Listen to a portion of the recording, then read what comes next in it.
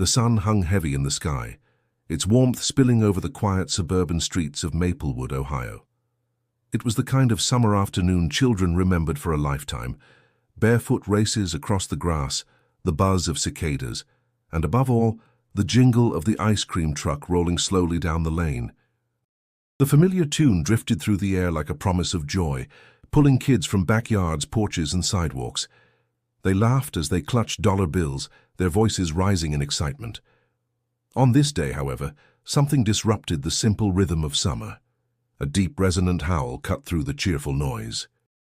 It was not the cry of a stray or the playful bark of a pet. It was the deliberate, commanding howl of Rex, the town's most respected police K9. His sound carried urgency, like a warning none of the children or their parents could yet understand. "Easy, boy," said Officer Daniel Hayes, tugging gently on the leash wrapped around his wrist. He knew Rex better than anyone. The dog's muscles were rigid, his ears pressed forward, his eyes locked on the white and blue ice cream truck inching toward the playground. Daniel felt the leash tremble with the power of Rex's restrained energy. "What's gotten into you?" Daniel muttered, though his tone carried more concern than annoyance. Mothers sitting on porches looked over, startled. Some of the children froze mid-step, glancing nervously at the dog who was usually their gentle companion.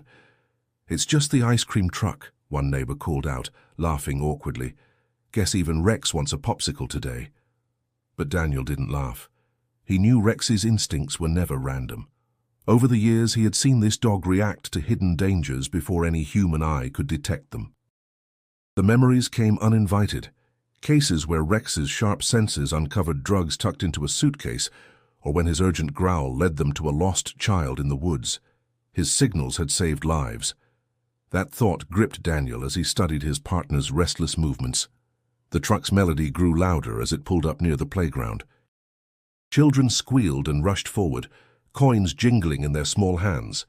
Parents smiled, their guard lowered by the charm of an American summer ritual, yet Rex's howl only grew louder, vibrating in Daniel's chest. The leash strained.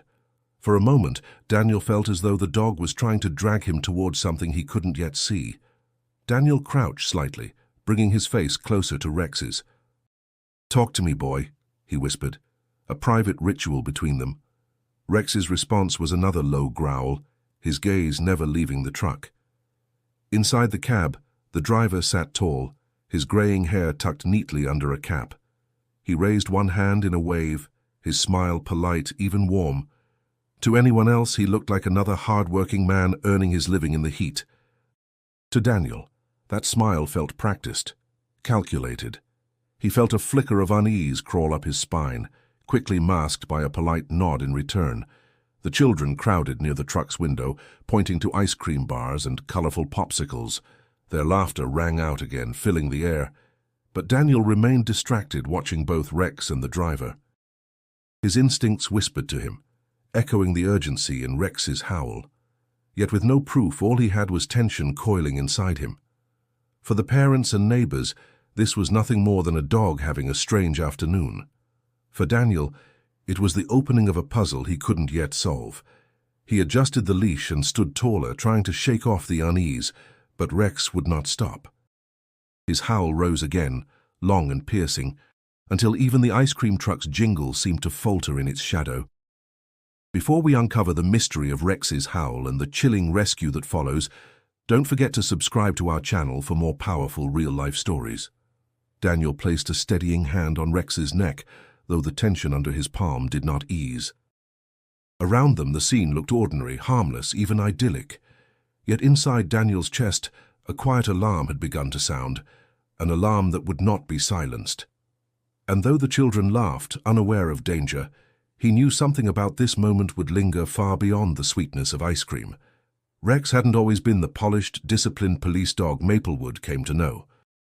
His story began in a quiet animal shelter on the edge of Cleveland, where he sat behind a chain-link door as a restless pup with bright, intelligent eyes.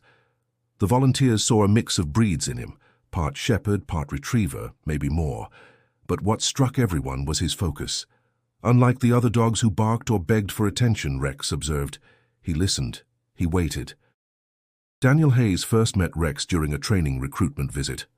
Back then, Daniel was looking for a partner, not just a K9 but a companion who could keep up with the demanding pace of his job. His life had grown heavier after his father passed, leaving him with a renewed sense of duty to protect not just his own family, but the entire town he served. The shelter staff led him past kennels filled with wagging tails and hopeful eyes.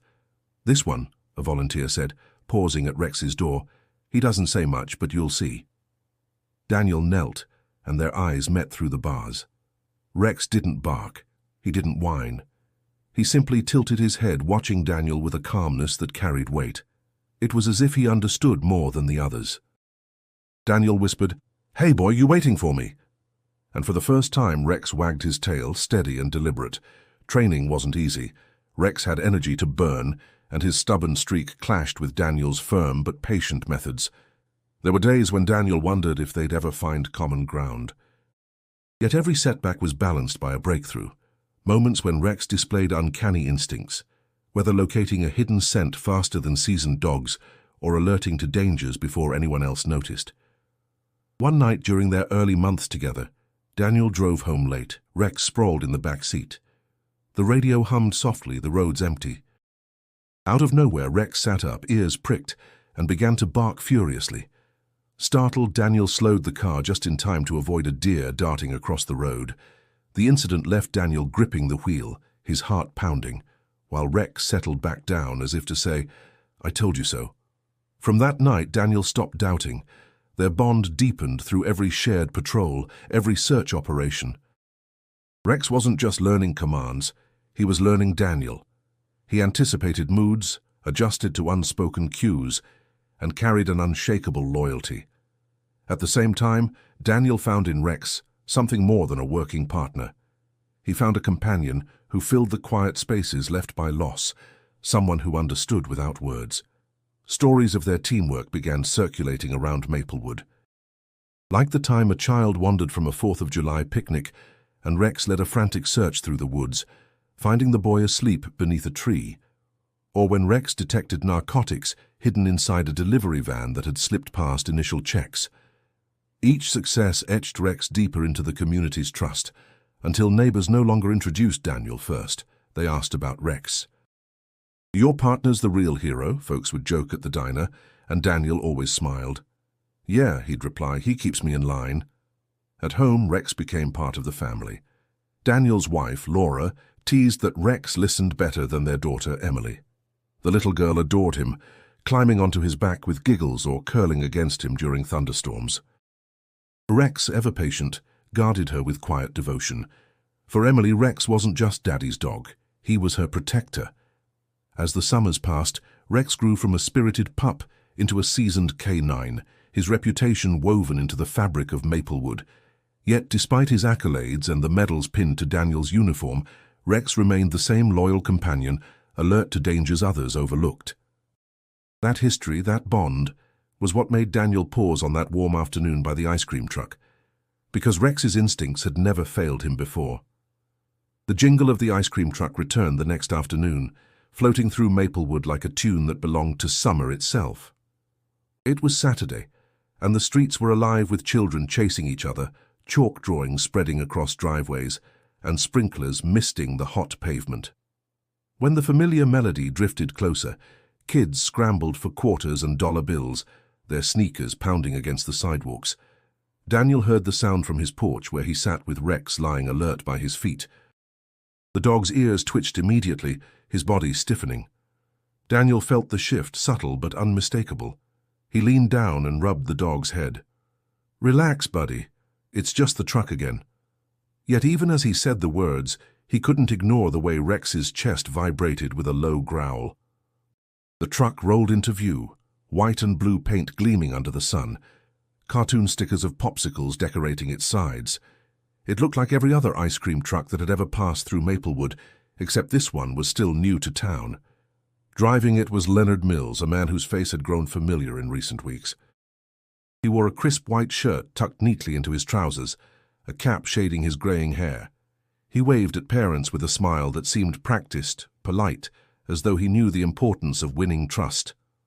"Afternoon, Officer Hayes," Mills called out cheerfully as the truck slowed to a stop near the curb. Daniel raised a hand in acknowledgement, but his eyes stayed on Rex, who had risen to his feet, muscles taut as a bowstring.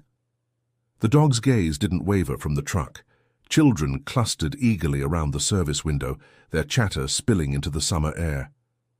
"I want the rocket pop." "No, get the fudge bar, it's bigger." Their voices carried innocence, the kind that wrapped a neighborhood in safety. Parents watched from porches and lawn chairs, sipping iced tea, waving back at Mills as if welcoming a neighbor into their circle. But the warmth of the scene didn't settle Daniel. He studied Mills more closely. The man's smile reached his mouth, but not his eyes. His hands, though steady, gripped the steering wheel longer than necessary before he leaned toward the service window. Small details, fleeting, yet unsettling, struck Daniel like faint ripples under calm water. Rex's growl deepened. The leash tugged against Daniel's hand. "Dad!" Emily's voice pulled him back. She skipped down the porch steps, clutching 2 crumpled dollar bills. "Can I get an ice cream?" Daniel hesitated, the request simple but weighted. He glanced at Rex, who was now pacing, his tail stiff, ears fixed. Daniel knelt, placing a firm hand on the dog's chest. "Stay," he commanded, though the word carried more hope than certainty. "Of course she can," Laura called from the doorway, offering a reassuring smile. "It's just ice cream, Daniel." He forced a nod and handed Emily the bills. "Stay where I can see you, all right?" As Emily joined the crowd of children at the truck, Rex's growl erupted into sharp barks. Parents laughed nervously, some shaking their heads. "Guess the officer's dog doesn't like sweets," one man joked. Daniel managed a tight smile, but his pulse quickened. "Something's off," he murmured under his breath. Mills leaned from the window, his voice rich and practiced. "Who's next? Plenty for everyone." The children cheered, oblivious to the tension humming beneath the surface. Daniel tightened his grip on Rex's leash, his gaze locked on the driver. He couldn't shake the uneasy contrast, the innocence of the children's laughter against the unrelenting warning of his partner. And as the afternoon sun beat down on Maplewood, Daniel realized this wasn't going to be the last time Rex howled at that truck. Sunday mornings in Maplewood usually carried a slower rhythm. Church bells rang from the small chapel on Main Street, families gathered for pancakes at the diner, and children rode bikes in lazy circles near the park. That morning, though, Daniel noticed a detail that unsettled him. The ice cream truck was already circling the neighborhood before noon, its jingle drifting in faint, eerie echoes long before the heat of the day had drawn families outside. Rex caught the sound before Daniel did. The dog lifted his head from the living room rug, ears sharp, body tense. His sudden alertness made Daniel set down his coffee. "Not again," he muttered, standing to peer through the blinds. The truck moved slowly down the block, the tune repeating in mechanical cheerfulness. Daniel frowned. Too early, he thought. Ice cream trucks usually came in the afternoon, when kids begged parents for change after long hot hours outdoors. The timing wasn't illegal, but it was unusual enough to leave him uneasy. Rex paced to the door, claws clicking against the hardwood. His growl was soft but insistent. Daniel clipped on the leash, knowing the dog wouldn't settle otherwise. "All right, let's see," he said, stepping out into the bright morning. The truck stopped near a cul-de-sac where a few children were already gathering, their parents surprised to see it so early. "Breakfast of champions, huh?" one father joked as he handed his daughter a couple of quarters. The laughter felt normal, but Daniel's instincts prickled. He watched Mills lean from the service window, his smile fixed, his words warm. "Plenty of choices this morning, kids, don't be shy." But while his tone was cheerful, his eyes flicked quickly over the parents and then back to the children, a detail Daniel couldn't ignore. Rex's barking startled everyone. The children hesitated, clutching their coins, while parents exchanged uneasy glances. "That dog again," someone muttered. "Hayes, maybe keep him at home," another said lightly, though the edge in his voice suggested annoyance. Daniel pulled Rex back a few steps, but the dog fought the leash, his entire body straining toward the truck. His nose lifted, sniffing intently as though catching something the humans couldn't. "Sorry about that," Daniel called, trying to keep his voice calm. He's usually good with crowds. Mills chuckled, waving dismissively. Don't worry, officer, dogs just don't like me, I guess. The words were casual, but Daniel noted how quickly Mills had answered, as though prepared for the question before it was asked. The truck's jingle resumed as more children gathered, their excitement drowning out the unease.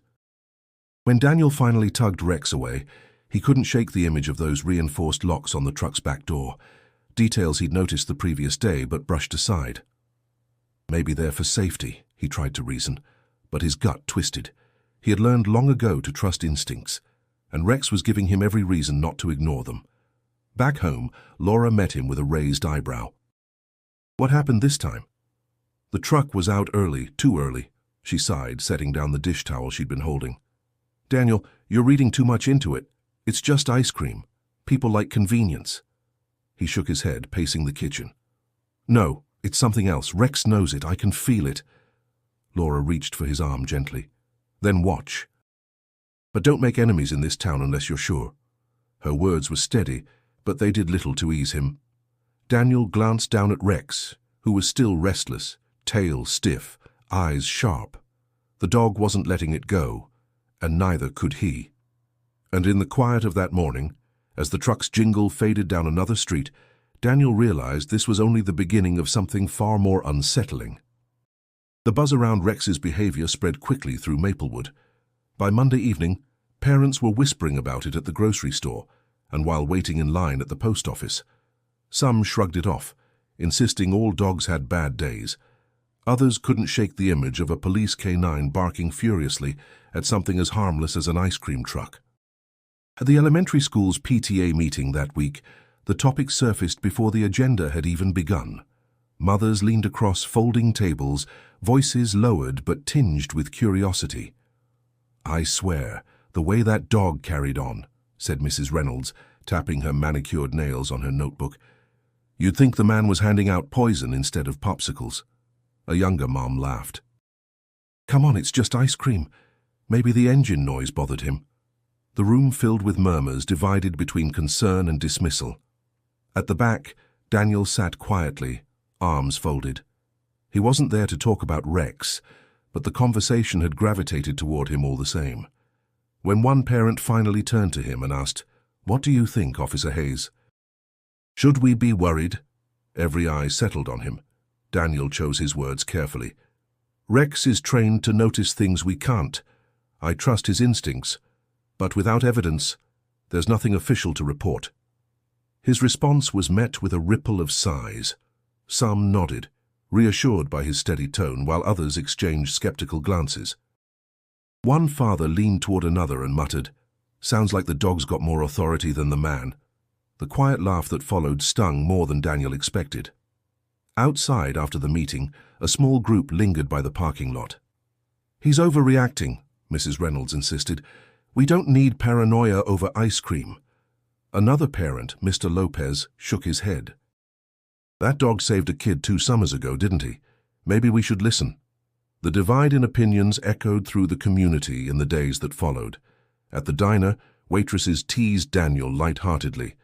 "Better keep Rex away from our freezer, or he'll think we're up to no good." At the barbershop, older men debated whether instincts should outweigh logic. And at the park, parents kept a wary eye on Rex whenever Daniel brought him along, unsure whether to laugh or to worry. For Daniel, the whispers and sideways glances carried a heavier weight than he admitted to Laura. One evening, as they cleared the dinner table, she caught the frown he thought he'd hidden. "You're letting this get to you," she said softly. He stacked plates, his hands tighter than they needed to be. "They don't trust him, they don't trust me. They think we're imagining things." Laura reached across the counter, touching his arm. "They just don't see what you see. To them, it's ice cream and smiles. To you, it's responsibility. That's a hard difference to explain." Daniel exhaled slowly, the tension leaving him only slightly. "I just don't want Rex to be wrong. He never has been." Meanwhile, Rex seemed to sense the unease in the household. At night he paced near the windows, ears pricked at distant sounds. When Emily curled up beside him with her blanket, she whispered, "Don't worry, Rex, I believe you." Her small voice carried a confidence Daniel wished the rest of the town shared. The contrast between community doubt and his daughter's trust lingered in Daniel's mind. If a child could sense Rex's loyalty, why couldn't the adults see it too? That question gnawed at him, even as the days rolled on and the truck's jingle returned again and again. Maplewood had always been a town where people trusted one another, where doors were left unlocked and children roamed freely. But under the surface, Daniel felt that trust beginning to fracture, and he feared Rex's warnings were only the first crack. The August heat clung stubbornly to Maplewood, turning the air thick and heavy. Late one afternoon, Daniel found himself parked across from Miller's Corner, a spot where kids often gathered for ice cream after ball practice. Rex sat in the back seat of the cruiser, ears pointed forward, eyes locked on the familiar blue and white truck that had pulled in a few minutes earlier. Daniel told himself he wasn't there to investigate, at least not officially. He was just observing. Still, his grip on the steering wheel betrayed his tension. "All right, let's take a closer look," he muttered, stepping out with Rex trotting at his side. The truck's melody had stopped, replaced by the chatter of children debating flavors. Daniel kept a polite smile as he approached, nodding at parents nearby. Rex's low growl rumbled again, drawing a few annoyed looks. "Afternoon, Officer Hayes," Mills greeted smoothly, leaning from the service window. His cap shaded his face, but his smile was broad, too broad. "Can I get you something cold on the house?" "Appreciate it," Daniel replied, his tone even, "but Rex is all business today." "Still doesn't like me, huh?" Mills chuckled, though his eyes flickered uneasily toward the dog. Daniel crouched slightly, pretending to calm Rex, but in truth, he was studying the truck. His gaze slid past the menu stickers toward the back, where heavy metal locks reinforced the door. They weren't standard.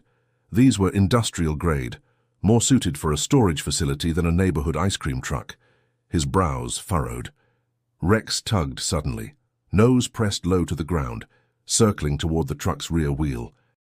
His barks drew the attention of a few children, who giggled nervously. "What's he doing?" one asked.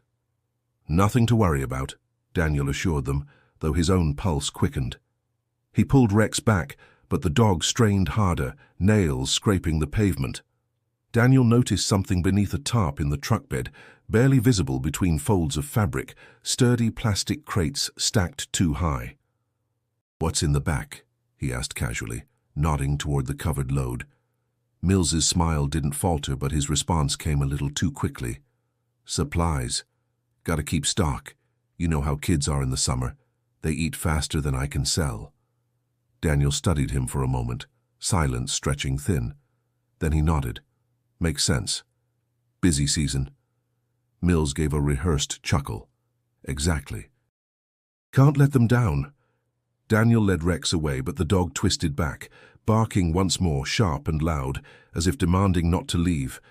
Parents shifted uncomfortably, and one mother called out, "Maybe you should muzzle him, officer. He's scaring the little ones." Daniel forced a polite smile, though irritation burned in his chest. "He's harmless, Mom. Just protective." Back inside the cruiser, Daniel rested his hands on the wheel, staring at the truck through the windshield.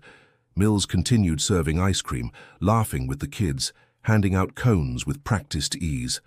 To anyone else, the man looked like part of the town's summer charm. But to Daniel, the picture didn't fit. Reinforced locks, hidden crates, and a dog's relentless alarm, pieces of a puzzle that wouldn't leave him alone. "Tell me what you smell, boy," he murmured to Rex, who panted heavily, eyes still fixed on the truck. The unease settled deeper as he drove home, the jingle fading in his rearview mirror. The community might still laugh off Rex's behavior, but Daniel couldn't. He had seen enough strange cases to know that danger often wore the most ordinary faces, and as the evening sun dipped below the rooftops, Daniel realized Rex had just given him another reason not to let this go. The following week tested Daniel's patience more than any shift he'd pulled in years. The police station buzzed with routine, calls about noise complaints, fender benders, and the occasional shoplifting report. Yet in the background of it all, his mind circled the same thought. The truck, the locks, the crates, and above all, Rex's unshakable warnings. When Daniel brought up his concerns during roll call, the reaction was lukewarm at best. Chief Harris, a stout man with decades of service behind him, leaned back in his chair and sighed. Dan, I respect Rex as much as anyone, but we don't run investigations on gut feelings alone. You need evidence. You know that. I'm not asking to run a full case, Daniel replied, trying to keep his voice steady. Just let me look into Mills. Background check, business permits, anything unusual? Harris shook his head. The man's clean, filed the paperwork when he moved here, passed every inspection. Unless you've got probable cause, you're chasing shadows. The room filled with murmurs. One officer muttered, "All this over ice cream?" Another laughed softly. Daniel clenched his jaw, heat crawling up his neck. He wanted to argue, but he knew it would only make him look obsessive. Later that night at home, the weight of those dismissals pressed heavier. Laura noticed it as soon as he walked in, his shoulders rigid, his eyes distant. "Tough day?" she asked gently, sliding a plate of reheated dinner toward him. "You could say that," he muttered, stabbing at the food without appetite. She sat across from him, folding her hands. "It's still about the truck, isn't it?" Daniel set down his fork, running a hand through his hair. "I know what people think, that I'm paranoid, that Rex is just acting up, but every time that truck shows up, he reacts the same way. He's never wrong, Laura, not once." Her expression softened, though worry lingered in her eyes. "You've built your whole career on instincts, but instincts have to be balanced with proof. Otherwise, people stop listening." "That's what scares me," Daniel admitted. "If I ignore Rex and something happens—" His voice trailed off, but the image of children laughing near the truck's window filled the silence between them. Upstairs, Emily was already asleep, curled against Rex's side. Daniel climbed the stairs quietly and stood in the doorway, watching the rise and fall of his daughter's chest. Rex's eyes flicked open, meeting his, steady and unblinking. It was as if the dog was silently urging him, "Trust me." The struggle inside Daniel tightened like a knot. He thought back to his training, to the lessons drilled into every officer. Facts first, instincts second. Yet here he was, standing in his own home, knowing his instincts and Rex's were all he had. The following morning, while shaving, Daniel studied his reflection. He saw a man torn between duty and doubt. The badge pinned to his uniform demanded discipline, procedure, and logic. But the father staring back at him knew the stakes were higher than paperwork. If Rex was right, ignoring him could mean a tragedy.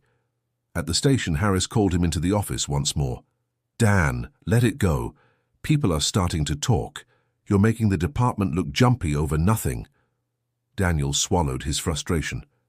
"With respect, Chief, I can't ignore my partner. If something's there, I have to see it through." Harris sighed, his tone softening. "Just don't let this consume you. There's a fine line between vigilance and obsession." Driving home that evening, Daniel replayed the words in his mind. Vigilance or obsession? Which side was he on? Rex shifted in the back seat, ears alert as if sensing his turmoil. The dog's steady presence anchored him, but it didn't ease the storm building inside. And as the truck's faint jingle echoed in the distance once more, Daniel realized the choice would soon no longer be his to make. The last week of August brought a restless heaviness to Maplewood. The summer air clung tighter, days stretching hot and sticky, nights offering little relief. On one of those evenings, Daniel sat on the porch steps, Rex beside him, watching the sun slip behind the rows of houses. The street was calm, kids finishing bike rides, porch lights flicking on, but the calm didn't reach him. The faint chime of the ice cream truck drifted from down the road. Rex stiffened instantly, his ears sharp, his body rising before the sound even reached full volume. His growl started deep, vibrating against Daniel's side. "Not again," Daniel whispered, though his own chest tightened. The truck passed slower than usual, headlights cutting through the dusk. Its jingle rang hollow against the fading day, a cheerful tune that somehow felt out of place in the cooling dark. Rex howled, sharp and unrelenting, his voice echoing down the block. Curtains twitched as neighbors peeked out. A man shouted, "Control your dog, Hayes!" and a porch light clicked off in irritation. But Rex didn't stop. He barked and strained, eyes locked on the truck, until it vanished around the corner. Only then did he collapse onto the grass, panting heavily, refusing the bowl of water Daniel set down. Later that night, Rex lay restless, refusing dinner, pacing from window to window as if searching for something he couldn't find. Daniel lay awake, listening to his claws clicking against the floor, feeling the unease settle deeper into his bones. The next day, driving home from his shift, Daniel spotted the truck again, this time near Westfield Park. He slowed instinctively, watching from a distance. Children gathered by the playground swings, their laughter cutting through the humid air. Mills stood outside the truck, leaning against the door, waving them closer. Daniel noticed something that made his stomach knot. Instead of serving from the window, Mills was coaxing children toward the back, gesturing with exaggerated cheer. Daniel pulled the cruiser to the curb, but before he could step out, Mills spotted him. In an instant, the man shifted, opening the service window and handing out popsicles as though nothing had happened. Parents nearby clapped politely, thanking him for the free samples. Daniel's hand gripped the steering wheel so tightly it hurt. He replayed what he had just seen, questioning himself. Had Mills truly been leading kids to the back, or had the shadows of dusk distorted the view? Still, Rex's unyielding howls replayed in his mind like confirmation. That night at home, Daniel sat at the edge of Emily's bed, watching her drift to sleep with Rex curled at her side. She stirred slightly, mumbling, "Daddy, Rex doesn't like that truck." His throat tightened. "I know, sweetheart." "I know." Laura entered quietly, her voice firm but calm. "You're seeing ghosts, Daniel. Don't let this obsession take you away from us." He looked up at her, eyes heavy. "It's not ghosts. It's instinct. And every time I ignore him, I feel like I'm gambling with something I can't afford to lose." Laura sighed, smoothing Emily's blanket. "Then be careful. Just don't scare the town without reason." Her words followed him into the dark, where sleep came slow. The image of Mills by the park wouldn't leave his mind. The cheerful jingle had turned sinister in his memory, echoing in rhythm with Rex's urgent howl. And though Maplewood still laughed and played under summer skies, Daniel knew something dangerous was building, unseen but approaching, as inevitable as the storm clouds that gather before the first strike of lightning. Saturday arrived with a heat that shimmered off the asphalt, the kind of day when the whole town seemed to gather outdoors. At the community center playground, children darted between slides and monkey bars, their laughter rising above the hum of cicadas. Parents lounged on benches under patchy shade, sipping cold drinks and chatting idly. The air smelled of sunscreen, cut grass, and the faint sweetness of melting popsicles. Daniel had promised Emily an afternoon at the playground. He sat with Laura, watching their daughter chase friends through the open field. Rex lay at his feet, his chest rising and falling in steady rhythm until the sound came. That familiar jingle, jaunty and cheerful, carried on the breeze. In an instant, Rex stiffened, his eyes snapping open, body coiled tight. "Not now," Daniel whispered, already bracing himself. The truck rolled into the lot, its paint gleaming under the sun. Children shrieked with delight, coins clinking in their hands as they rushed toward it. Mills leaned from the window, his cap tilted, his grin wide. "Who's ready for a treat?" he called, his voice carrying an easy charm. But Rex erupted, barking with such force that heads turned across the playground. Parents frowned, children faltered in their sprint, and Daniel rose quickly, gripping the leash. "Easy, boy." Rex pulled hard, nails tearing at the dirt, as though the leash were the only thing holding him from lunging at the truck. The sound of his bark was no longer just warning, it was desperation. Emily ran back toward her father, her eyes wide. "Daddy, he's really mad this time." Laura placed a hand on Daniel's arm. "People are staring, do something." But Daniel's focus was locked on Mills. The man wasn't serving ice cream yet. Instead, he was leaning toward a small group of children, waving them closer to the side door.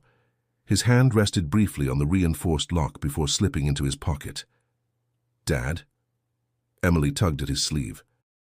"Why is he opening the back door?" Daniel's chest tightened. He followed her gaze. Sure enough, Mills was guiding 9 children toward the truck's rear, gesturing animatedly as if offering them something special. Parents, distracted by conversations, barely noticed. "Laura, stay with Emily," Daniel said firmly, passing his daughter into her mother's arms. His voice carried the clipped edge of a command. He stepped forward, but Rex was already surging ahead, nearly yanking the leash from his grip. The dog's bark grew thunderous, sharp enough to silence the chatter around the playground. Heads turned, eyes narrowing, murmurs spreading through the crowd. "What's wrong with that dog?" a parent muttered. But Daniel's voice cut through, firm and urgent. "Everyone hold your kids back." A few parents froze, startled by the authority in his tone. Others looked confused, uncertain whether to laugh or obey. But the tension in Daniel's stance and Rex's relentless bark made hesitation dangerous. "Officer Hayes," Mills called cheerfully, though sweat glistened at his temples. "No need to scare folks. Just showing the kids a little surprise." Daniel didn't answer. His pulse thundered in his ears as he watched Mills place a hand on the lock again. Rex lunged so hard that the leash burned against Daniel's palm.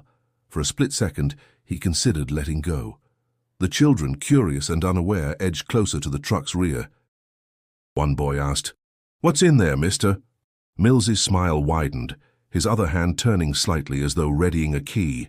Rex barked again, a howl that pierced the summer air like a siren, and in that chilling moment, Daniel realized this was the point of no return. Rex's howl shattered the false calm of the playground, carrying a weight that no parent could ignore. The 9 children hovering near the back of the truck froze, their smiles faltering as the dog lunged forward again. Daniel's hand burned against the leash, but this time he let go. Rex bolted, his paws pounding the dirt, his bark so fierce it echoed off the walls of the community center. Parents gasped, some rushing toward their children, others standing in shocked silence. The children at the rear stepped back instinctively, their faces shifting from curiosity to fear. "Rex!" Daniel shouted, sprinting after him. His training told him to control the situation, to calm the crowd, but instinct pushed him toward the truck. Something inside screamed that if he hesitated even for a second, it would be too late. Mills's expression cracked for the first time. His forced smile dropped, replaced by a flash of irritation as Rex skidded to the truck's rear and began clawing furiously at the lock. The sound of his nails scraping metal was sharp, desperate. "Hey, hey!" Mills called, raising his hands as if to calm the scene. "It's all right, folks, just a little fun surprise for the kids." But no one was convinced. Parents surged forward now, voices rising in panic. "Get away from there!" one mother screamed, pulling her son into her arms. Daniel closed the distance, his baton already in hand. "Step away from the truck, Mills," he barked, his voice hard with authority. Mills lifted his palms higher, sweat dripping from his brow. "You've got it all wrong, officer. Just a few treats." "Now!" Daniel snapped. His tone left no room for debate. Rex barked again, louder, his body pressed against the back door. That was when Daniel heard it. Faint, muffled cries from inside. Children's voices, frightened and small. The sound sliced through the noise of the crowd like a knife. "Dear God," a father whispered, his hand clamping over his mouth. Daniel's pulse surged. He swung the baton against the heavy lock once, twice, the clang of metal ringing out. The third strike split it loose. Rex lunged again, throwing his weight against the door until it swung open.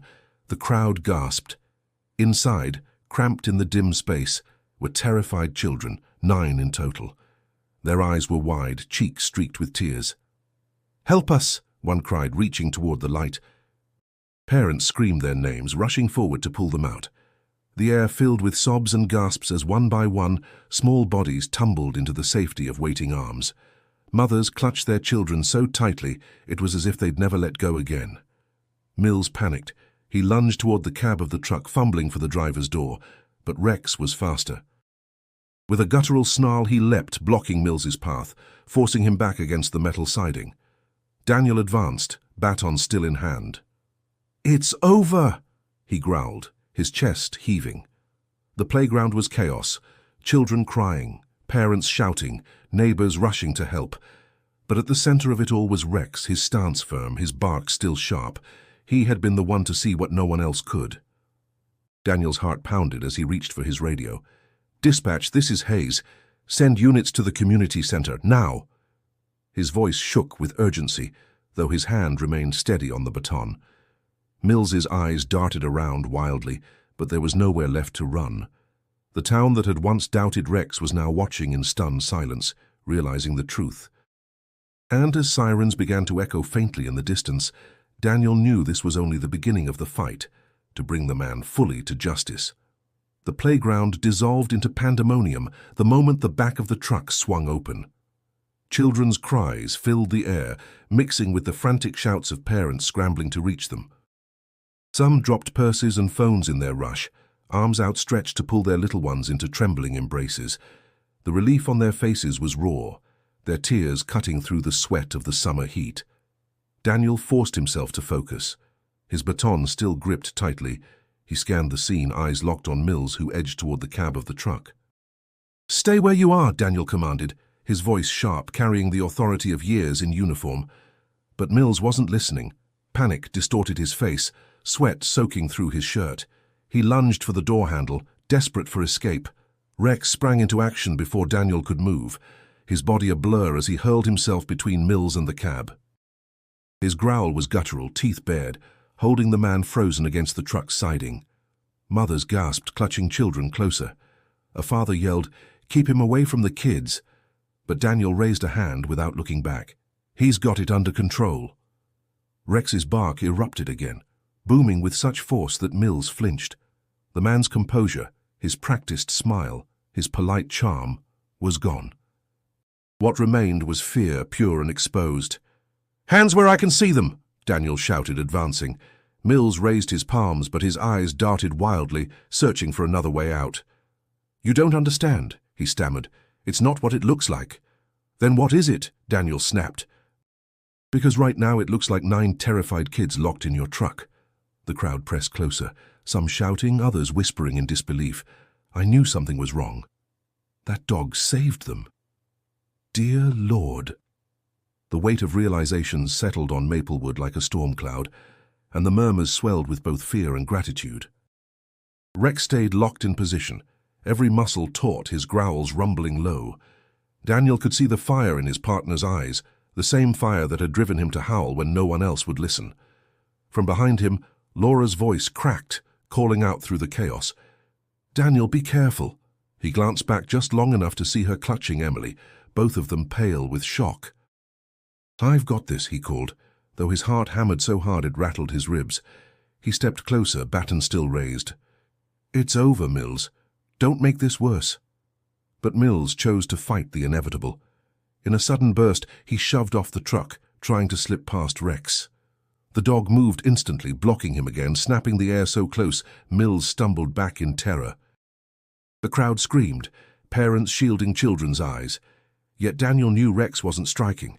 He was holding the line, preventing escape. That was courage, discipline, and instinct working as one. Daniel lunged forward, grabbing Mills by the arm and forcing him down onto the hot pavement.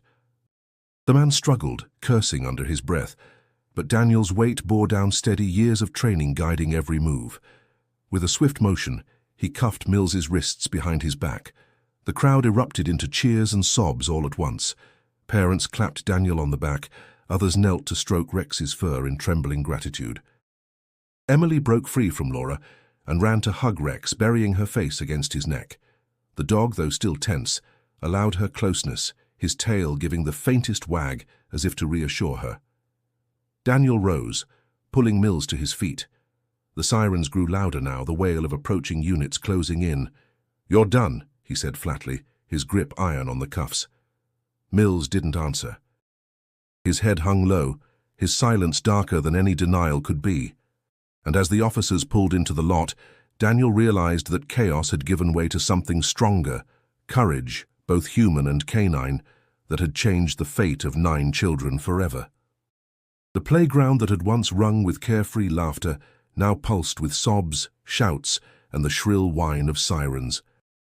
Police cruisers screeched into the lot, lights flashing against the sun-faded walls of the community center. Officers spilled out, weapons drawn, only to find Mills already cuffed and pinned, his face pale and defeated. "Hayes, what the hell happened here?" Officer Briggs demanded as he rushed over, his eyes darting between the open truck, the terrified children, and the furious dog still pacing nearby. Daniel's chest heaved as he forced himself to explain. 9 kids locked inside. Rex found them. Parents pulled them out. Mills was trying to drive off. Briggs's face hardened. Good God! He motioned to another officer. Get him in the car, now! Mills was dragged toward a cruiser, his silence heavier than shouting would have been. Parents shouted after him, anger and disbelief spilling out in words that broke mid-sob. Monster! How could you? They're just kids. The sound cut sharp, raw with betrayal. Meanwhile, the 9 rescued children clung to their families, their cries muffled against shirts and shoulders. One mother knelt in the grass, rocking her son back and forth as if to make up for the minutes she hadn't been able to reach him. Another father pressed his forehead against his daughter's, whispering, "You're safe now." "You're safe." Reporters had yet to arrive, but cell phones were already out, voices recording frantic recaps of what had happened. The once ordinary ice cream truck stood exposed, its cheerful stickers grotesque against the horror it concealed. Officers peered inside, their flashlights sweeping over the crates, the locks, the cramped space where the children had been trapped. Evidence bags filled quickly, but the image itself would linger far longer than paperwork. Rex sat finally, chest rising and falling heavily, tongue lolling in exhaustion. Emily crouched beside him, stroking his fur with trembling hands. "You did it, Rex," she whispered, her cheeks streaked with tears. "I saved them." Daniel sank down on one knee beside his partner, pressing a steady hand against Rex's neck. "Couldn't have done it without you, boy." His voice cracked, but the words carried truth. The weight of what could have been pressed down on him until his breath shook. Laura came closer, her own eyes red, and placed a hand on Daniel's shoulder. "I doubted you. I doubted him. And if you hadn't listened—" Her voice trailed off, swallowed by the sobs of families still reuniting around them. Daniel didn't answer. He didn't need to. His eyes remained fixed on Rex, who had seen what no one else had. As Mills was shoved into the back of a cruiser, Briggs turned back. "You'll need to give a full statement, Hayes." "But as hell, if it weren't for Rex, we'd be looking at something unspeakable right now." Daniel nodded slowly. "That's why I trust him." The officers loaded the truck onto a tow, its cheery paint job dulled under the harsh flash of red and blue lights. Children who had once run toward its jingle now hid their faces against their parents, as if the very sight of it burned. For Maplewood, the spell was broken. The innocence of summer afternoons, of jingles and cones, had been shattered, but standing in the middle of that chaos was a dog whose instincts had saved 9 lives. As the sun dipped lower, painting the sky in shades of gold and fire, Daniel felt exhaustion seep into his bones. But beneath it was something else, a fierce, unshakable pride. Rex had howled, and because of that howl, the children of Maplewood were going home tonight. The days following the rescue carried a different air in Maplewood. The town that had once whispered doubts about Rex and teased Daniel for overreacting now whispered something else, gratitude, awe, and shame for not having listened sooner. The story spread faster than wildfire, moving from porch conversations to the local newspaper, then to evening newscasts across Ohio. At the grocery store, where parents had once rolled their eyes at the mention of the K-9, they now stopped Daniel in the aisles. "We owe you everything," one mother said, her voice trembling as she touched his arm. "If it weren't for Rex, if it weren't for you." Her words broke, and Daniel simply nodded, uncomfortable with praise but grateful for the acknowledgement. The diner where townsfolk had laughed about the dog who hated ice cream now featured Rex's picture taped proudly near the register. Waitresses stopped by Daniel's booth to refill his coffee before he even asked, smiling warmly. "On the house," one said, patting Rex's head as he sat loyally at Daniel's side. The divide that had once split the community, the doubters and the believers, seemed to dissolve overnight. Everyone spoke of the howl, of the way Rex had clawed at the lock, of the sound of children's cries when the door opened. Those details became part of the town's memory, a story repeated with reverence. At a special town hall meeting called later that week, the community gathered in the gymnasium of the high school. Folding chairs lined the basketball court, filled with families who still carried the raw relief of near loss. Daniel sat near the front with Laura, Emily, and Rex at his feet. The dog, as calm as ever, rested his head on his paws, unaware of the weight of his presence. Mayor Caldwell stood at the podium, his voice steady but emotional. Maplewood has always been a town defined by trust and tradition. Last weekend that trust was tested, and it was saved, not by suspicion, not by luck, but by the loyalty and instinct of a canine who refused to be ignored. He gestured toward Rex. And by the officer who chose to listen to him. The crowd rose in applause, some cheering, others wiping tears.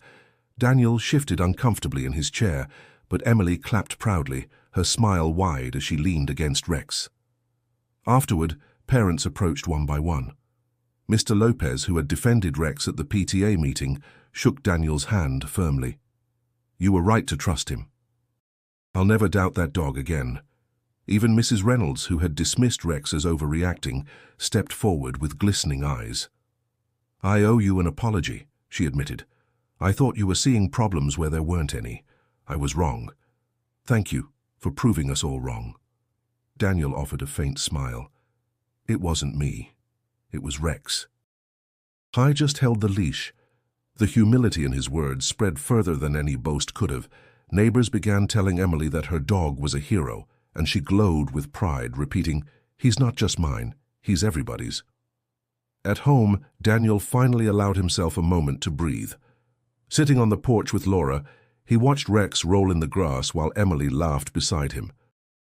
The weight that had pressed on his chest for weeks felt lighter now. "You look different," Laura said quietly, her hand finding his. "Relieved," Daniel admitted. "For once, the whole town sees what I've known all along." Laura smiled softly. "They needed proof. You trusted before the proof, that's the difference." Daniel turned his gaze toward Rex, who had settled with his head in Emily's lap. "That's what partnership is. Trust even when no one else believes." And as night settled over Maplewood, the town finally united, not in doubt, but in gratitude, bound together by the howl that had saved their children. 2 weeks after the rescue, Maplewood gathered again, this time not in fear or shock, but in celebration. The auditorium of the community center, once filled with chaos and panic, now echoed with the buzz of anticipation. Chairs lined the floor, the stage draped with the American flag and the emblem of the Maplewood Police Department. Families filled the seats, children perched on laps, their eyes bright with excitement. Rex sat at Daniel's side, calm but alert, his dark eyes scanning the crowd. Emily fussed over him, adjusting the shiny new collar she had begged her mother to buy. "You have to look nice, Rex," she whispered. "They're going to clap for you." The dog blinked, patient as ever, though his tail tapped softly against the floor. Chief Harris took the podium first, his voice carrying the weight of both authority and pride. "In my years of service, I've witnessed acts of bravery that define what it means to protect and serve. But never have I seen a moment where instinct and loyalty saved so many lives so swiftly. On that day, 9 children were spared from harm, and our town was reminded of the value of trust. Today we honor not just Officer Hayes, but his partner, Rex." Applause thundered through the hall. Children cheered, parents rose to their feet, and the sound rolled like a wave. Daniel kept a hand on Rex's collar, steadying him as the dog's ears flicked at the noise. For once, the attention didn't feel like pressure. It felt deserved. Mayor Caldwell stepped forward next, holding a velvet box. "It is with great pride that we present Rex with the Medal of Valor, the highest recognition our community can bestow. His courage reminds us all that heroes don't always walk on 2 legs." Daniel guided Rex closer to the stage. Emily clapped wildly, her voice carrying over the crowd. "That's my dog!" Laughter rippled warmly through the audience at her outburst, softening the solemnity of the moment. The mayor knelt, pinning the medal carefully onto Rex's collar. The dog sat still, head high, as though he understood the gravity of the moment. The applause swelled again, louder than before. For a heartbeat, Daniel's eyes blurred with pride, the emotion pressing against him until he had to steady his breath.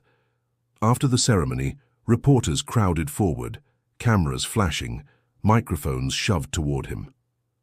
"Officer Hayes, did you ever doubt Rex?" one asked. Daniel's gaze fell on his partner, who was now sniffing curiously at Emily's shoes. "Not for a second," he said firmly. "Rex has never been wrong. I just needed to make sure I wasn't too stubborn to listen." Another reporter leaned in. "What does this recognition mean for your department?" "It means everything," Daniel replied. "It means trust. Trust in our training, in our instincts, and in each other. And it means our town knows what courage looks like." As the crowd dispersed, families approached to thank him once more.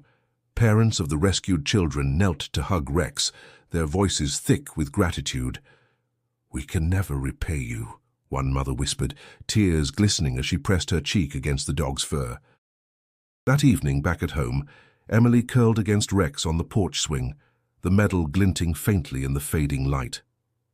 "You're my guardian angel," she murmured, her voice soft with certainty. Daniel leaned against the railing, Laura at his side. For the first time in weeks, his chest felt light, his shoulders free of the burden that had weighed them down. "He deserves more than a medal," Daniel said quietly. Laura smiled, resting her head against him. "He has us. That's enough." And as the night settled over Maplewood, Rex lay quietly with Emily at his side, his medal gleaming as a symbol not just of valor, but of trust that had carried them all to safety. September arrived, and with it, the rhythm of life in Maplewood slowly returned. School buses rumbled down the streets, football games filled Friday nights, and the cicadas' buzz gave way to the cool whisper of autumn. Yet something in the town had changed, something deeper than the turn of seasons. The innocence once shaken had been replaced by vigilance, and the heart of that shift rested with a dog who had refused to be silent. Daniel resumed his patrols with Rex by his side, their bond strengthened by the trial they had faced together. Each morning, he clipped on Rex's collar and felt a quiet assurance settle into him, the kind only true trust could bring. The badge on his chest reminded him of duty, but it was the steady presence at his side that reminded him of faith. Driving through town, Daniel often noticed small gestures of gratitude. Handmade signs on porches reading, "Thank you, Rex," children waving excitedly as the cruiser passed, and neighbors leaving treats at the station with notes of appreciation. It wasn't the kind of recognition Daniel had ever sought, but it filled him with quiet pride. One evening, after a long shift, Daniel returned home to find Emily sprawled on the living room floor with crayons, drawing a picture of Rex with a medal around his neck. "Look, Daddy," she said proudly, holding it up. "It's Rex saving the kids." Daniel crouched beside her, studying the colorful lines, the 9 smiling stick figures surrounding the dog. His throat tightened. "That's perfect, sweetheart," Emily grinned. "He's the bravest dog in the world." Laura, standing in the doorway, added gently, "And you're the one who listened when no one else would." Those words lingered in Daniel's mind, long after Emily had gone to bed. Listening, that was the lesson. Not just to his partner, but to the instincts that had guided him when logic and community doubt had tried to quiet them. Trusting Rex had made all the difference. The next weekend, Daniel took Rex for a walk through the park. The air was crisp, leaves beginning to scatter the ground in shades of red and gold. Children played freely again, laughter echoing through the trees, their parents watching with renewed attentiveness. Some waved as he passed, their eyes shining with gratitude. A young boy approached shyly, holding out a small cookie. "For Rex," he whispered.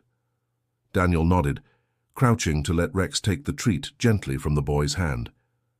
"Thank you," he said softly. The boy's mother, standing nearby, spoke with a voice thick with emotion. "I still can't believe how close we came, and how lucky we are that your dog never gave up." Daniel looked at Rex, who sat proudly at his side, his ears perked, his tail sweeping the grass. "It wasn't luck," he replied. "It was loyalty. That's something you can't ignore."